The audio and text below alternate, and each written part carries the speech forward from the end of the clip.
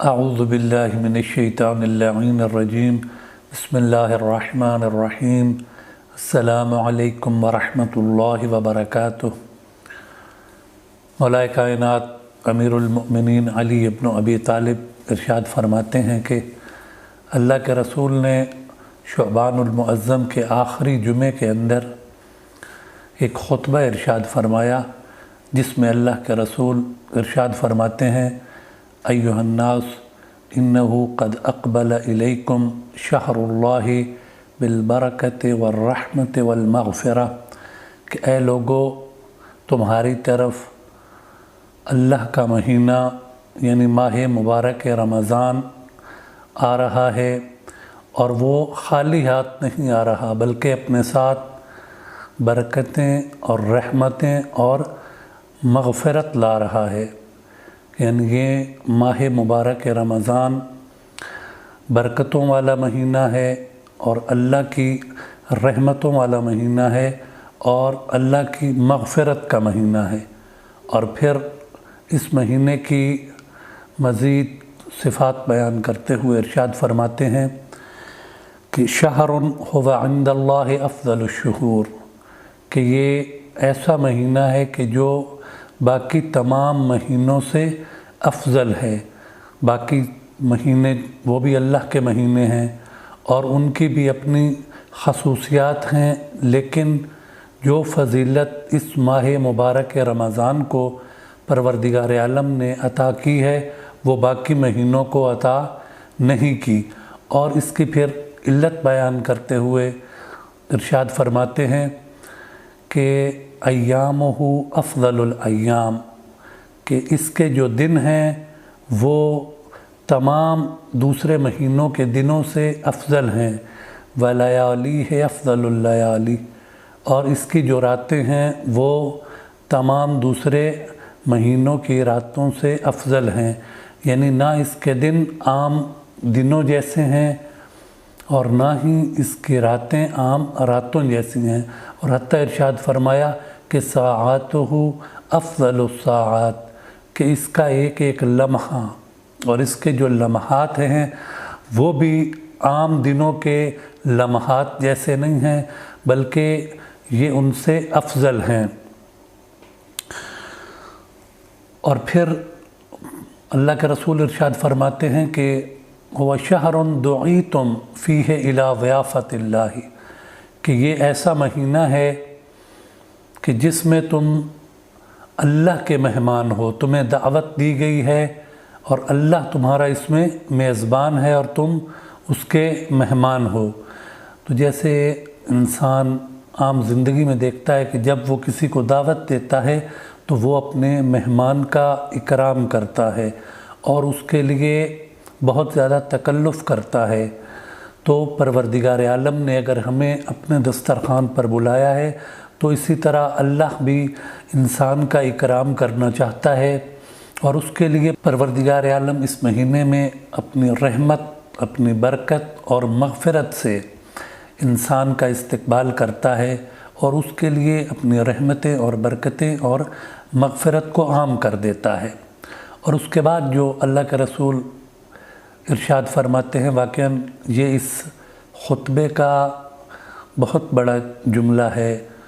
کہ وَجُعِلْتُمْ فِيهِ مِنْ أَهْلِ كَرَامَةِ اللَّهِ، کہ پروردگار عالم نے تمہیں اس مہینے میں بیٹھے بٹھائے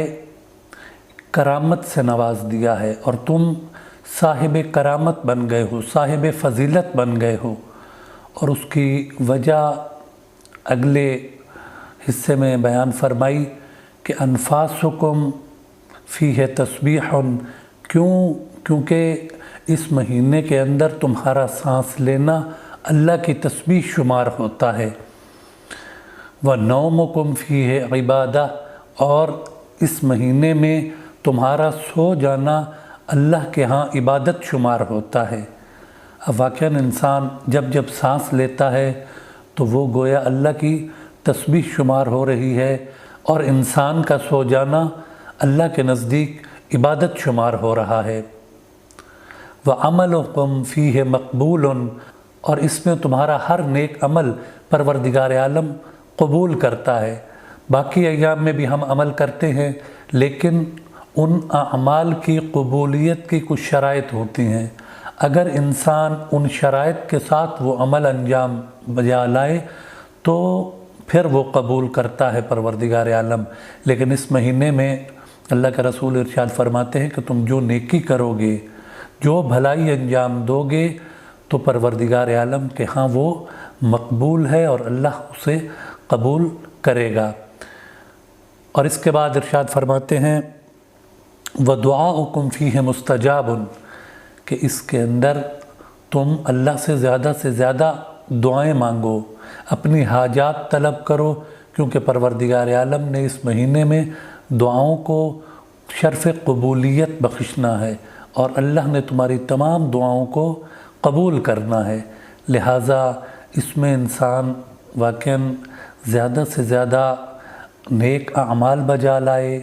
کہ جو اللہ کے ہاں مقبول ہے، اور زیادہ سے زیادہ اللہ سے دعا طلب کرے، دعائیں مانگے اور اپنی حاجات کو طلب کرے، کیونکہ اس مہینے میں پروردگار عالم نے انسان کی تمام دعائیں قبول کرنے کا ذمہ لیا ہے۔ اس کے بعد اللہ کا رسول ارشاد فرماتے ہیں فَاسْأَلُوا اللَّهَ رَبَّكُمْ بِنِيَّاتٍ صَادِقَةٍ وَقُلُوبٍ طَاہِرَةٍ، کہ اے لوگو اپنی سچی نیتوں کے ساتھ اور پاکیزہ قلوب کے ساتھ، پاکیزہ دلوں کے ساتھ اللہ سے سوال کرو۔ اب کس چیز کے سوال کا اللہ کے رسول حکم دے رہے ہیں کہ اس مہینے میں ہمیں کن چیزوں کا سوال کرنا چاہیے؟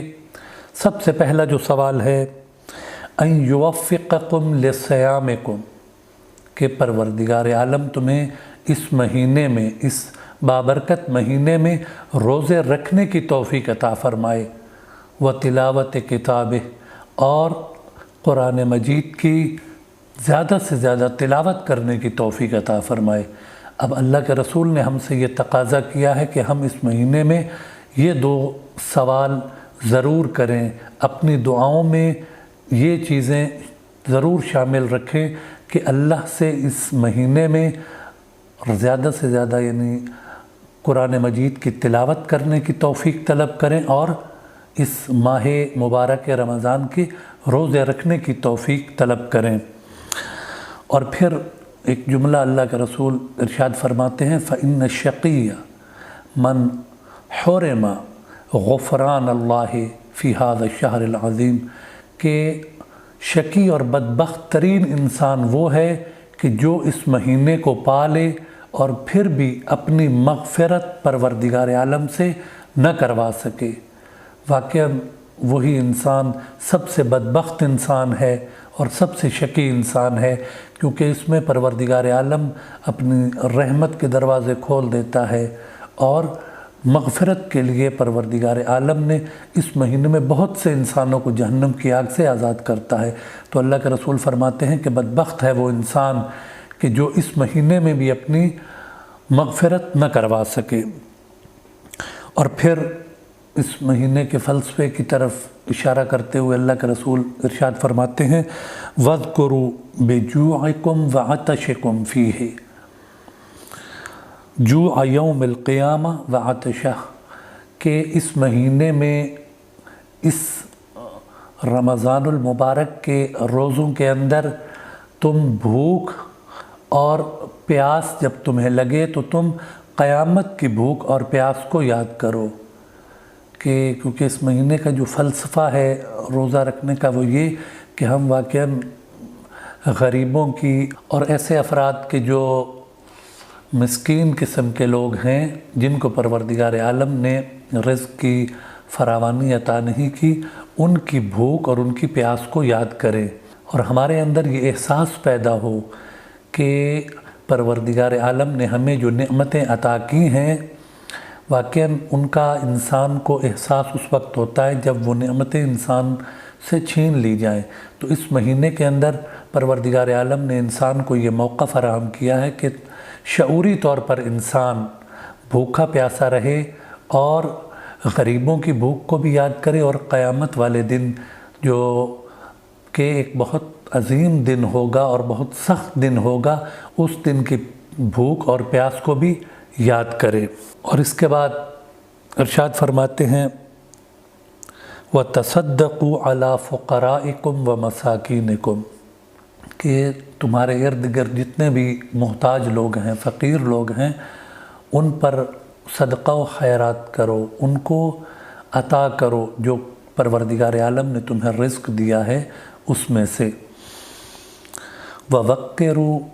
كِبَارَكُمْ، جو تم سے بڑے ہیں ان کی توقیر کرو۔ وَارْحَمُوا صِغَارَكُمْ، اور جو تم سے چھوٹے ہیں ان پر رحم کرو۔ وَصِلُوا أَرْحَامَكُمْ، اور اپنے رشتہ داروں کے ساتھ صلہ رحمی کرو۔ وَاحْفَظُوا أَلْسِنَتِكُمْ، اور اپنی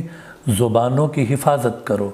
یعنی جو چیزیں پروردگار عالم نے اس زبان پر حرام قرار دی ہیں، لوگوں کی غیبت، کذب بیانی، گالی گلوچ اور بہت سے اور گناہ، بہتان تراشی کسی پر، ان سب سے اپنی زبانوں کو بچاؤ، اور اس مہینے کے اندر خصوصی طور پر ایسے گناہوں کا ارتکاب نہ کرو کہ جن کو پروردگار عالم نے اس زبان پر حرام قرار دیا ہے۔ وَغُضُّوا عَمَّا لَا يَحِلُّ النَّظَرُ إِلَيْهِ أَبْصَارَكُمْ، اور اپنی نگاہوں کو جھکا کے رکھو اور ان چیزوں پر کہ جن سے پروردگار عالم نے منع کیا ہے ان کی طرف اپنی نگاہوں کو نہ اٹھاؤ اور ان نگاہوں کو آلودہ نہ کرو۔ وَعَمَّا لَا يَحِلُّ الْإِسْتِمَاعُ إِلَيْهِ أَسْمَاعَكُمْ، اور اپنے کانوں کو ان چیزوں سے بچا کے رکھو کہ جن کے سننے کو پروردگار عالم نے منع فرمایا ہے، یعنی تمہاری نگاہیں اور تمہارے کان اور تمہارے جسم کا ہر عضو پروردگار عالم کا مطیع ہو اور اللہ کی نافرمانی سے ان کو بچاؤ۔ وَتَحَنُّوا عَلَىٰ أَيْتَامِ النَّاسِ يُتَحَنَّ عَلَىٰ أَيْتَامِكُمْ، اور یتیموں پر، یعنی لوگوں کے جو یتیم بچے ہیں ان پر مہربانی کرو، شفقت سے پیش آؤ، پیار کرو، تاکہ تمہارے جانے کے بعد جو تمہارے یتیم ہیں ان سے بھی پیار کیا جائے اور ان سے بھی مہربانی کا برتاؤ کیا جائے۔ اس کے بعد اللہ کا رسول ارشاد فرماتے ہیں توبوا الی اللہ من ذنوبکم، کہ اپنے گناہوں سے توبہ کرتے ہوئے اپنے گناہوں کو چھوڑ کر اللہ تبارک و تعالیٰ کی طرف آ جاؤ، واپس پلٹ آؤ، یعنی گناہوں کو ترک کر کے اللہ کی اطاعت اور اللہ کی فرمانبرداری میں آ جاؤ۔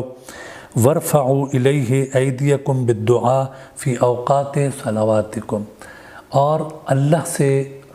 دعا مانگو، اپنے ہاتھوں کو بلند کرو دعا کے لیے، اور خصوصاً ان اوقات میں کہ جن اوقات میں پروردگار عالم نے نمازوں کا حکم دیا ہے، کیونکہ جو نمازوں کے اوقات ہیں یہ خاص اوقات ہیں کہ ان میں اللہ تبارک و تعالی انسان کی دعاؤں کو قبول کرتا ہے، یعنی یہ جو اوقات ہیں یہ پروردگار عالم کے نزدیک باقی اوقات سے افضل ہیں اور ان میں پروردگار عالم انسان کی دعا کو قبول کرتا ہے۔ فَإِنَّ أَفْضَلَ السَّاعَاتِ يَنْظُرُ اللَّهُ عَزَّ وَجَلَّ بِالرَّحْمَةِ إِلَىٰ عِبَادِهِ، کیونکہ یہ جو لمحات ہیں جن میں اللہ نے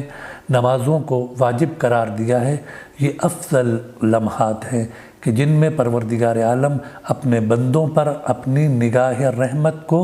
ڈالتا ہے اور ان کی طرف رحمت کی نگاہ سے دیکھتا ہے، تو اس وقت میں جو دعا انسان مانگے گا پروردگار عالم اس دعا کو قبول کرے گا۔ اس کے بعد اللہ کے رسول ارشاد فرماتے ہیں یا ایھا الناس ان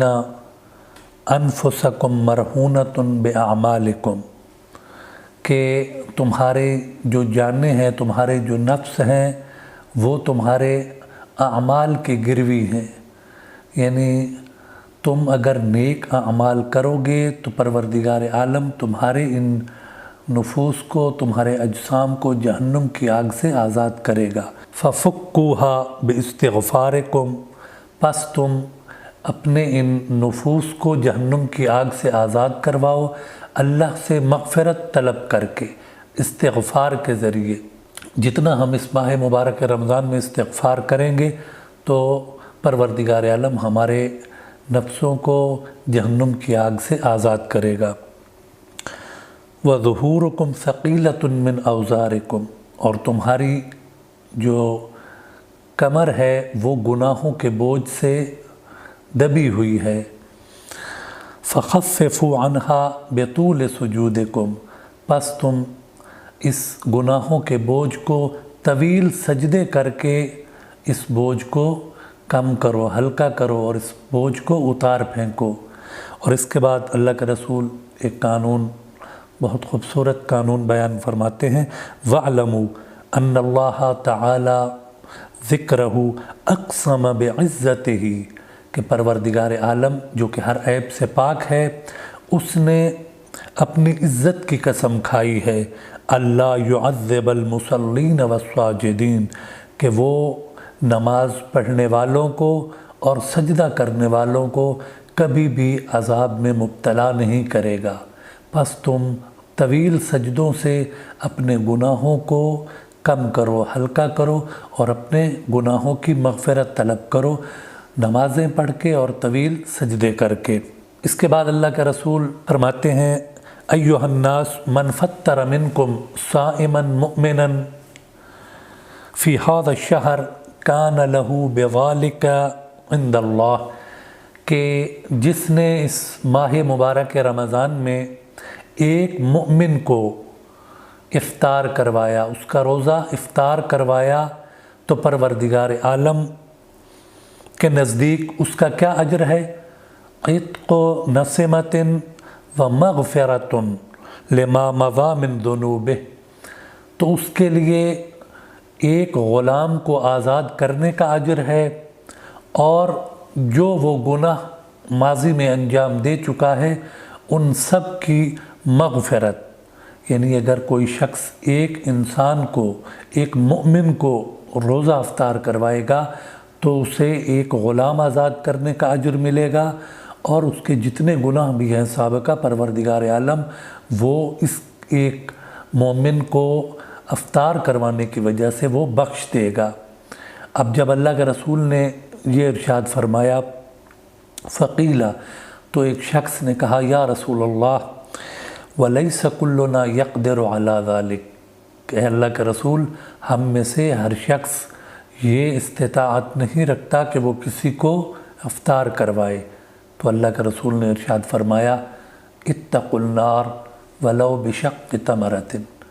اللہ کے رسول نے فرمایا کہ جہنم کی آگ سے بچو اگرچہ ایک کھجور کی حد تک ہی کیوں نہ ہو۔ یعنی تمہارے پاس اگر ایک کھجور ہے یا آدھی کھجور ہے تو اس سے بھی اگر ایک مومن کو تم افطار کرواؤ گے تو پروردگار عالم تمہیں اتنا ہی اجر دے گا۔ اتقوا النار ولو بشربۃ من ماء، اور جہنم کی آگ سے بچو اگرچہ ایک گھونٹ پانی کے ذریعے ہی تم کسی کو افطار کرواتے ہو تو تم بھی اسی اجر کے مستحق قرار پاؤ گے۔ اس کے بعد اللہ کے رسول ارشاد فرماتے ہیں، ایھا الناس من حسن فی ھذا الشہر خلقہ، کہ اے لوگو جس نے اس مہینے میں اپنے اخلاق کو بہتر کیا، اپنے اخلاق کو اچھا بنایا، کان لہ جوازا علی الصراط یوم تظل فیہ الاقدام، تو یہ اس کا اپنے اخلاق کو بہتر بنانا قیامت والے دن جواز بن جائے گا پل صراط سے گزرنے کا۔ جواز پاسپورٹ کو کہتے ہیں کہ جو شخص اس مہینے میں اپنے اخلاق کو اچھا کرے گا تو گویا پل صراط سے گزرنے کا اسے جواز مل جائے گا، اسے پاسپورٹ مل جائے گا، وہ آرام سے پل صراط سے گزر جائے گا۔ یوم تظل فیہ الاقدام، کہ جس دن باقی لوگوں کے پاؤں پل صراط سے پھسل رہے ہوں گے، یہ آرام سے پل صراط کو عبور کر لے گا۔ کس وجہ سے؟ کہ اس نے ماہ مبارک رمضان میں اپنے اخلاق کو بہتر کیا ہے، اور اخلاق کی ہمارے دین اسلام کے اندر بہت زیادہ اہمیت ہے۔ اس کے بعد اللہ کے رسول ارشاد فرماتے ہیں، وَمَنْ خَفَّفَ فِي هَذَا الشَّهْرِ أَمَّا مَلَكَتْ يَمِينُهُ خَفَّفَ اللَّهُ حِسَابَهُ عَنْهُ، کہ جو شخص اس ماہ مبارک رمضان میں اپنے خادموں، خدمت گزاروں، اپنے نوکروں پر زیادہ بوجھ نہیں لا دے گا، یعنی ان پر زیادہ سختی نہیں کرے گا بلکہ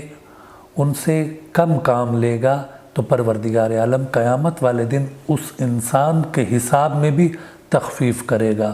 پروردگار عالم جب قیامت والے دن اس انسان سے حساب لے گا تو زیادہ سختی نہیں کرے گا۔ تو ہمیں چاہیے کہ ہم اس ماہ مبارک رمضان میں اپنے خادموں سے اچھا سلوک کریں اور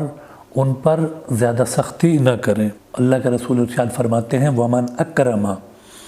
فِيهِ يَتِيمًا أَكْرَمَهُ اللَّهُ يَوْمَ يَلْقَاهُ کہ جو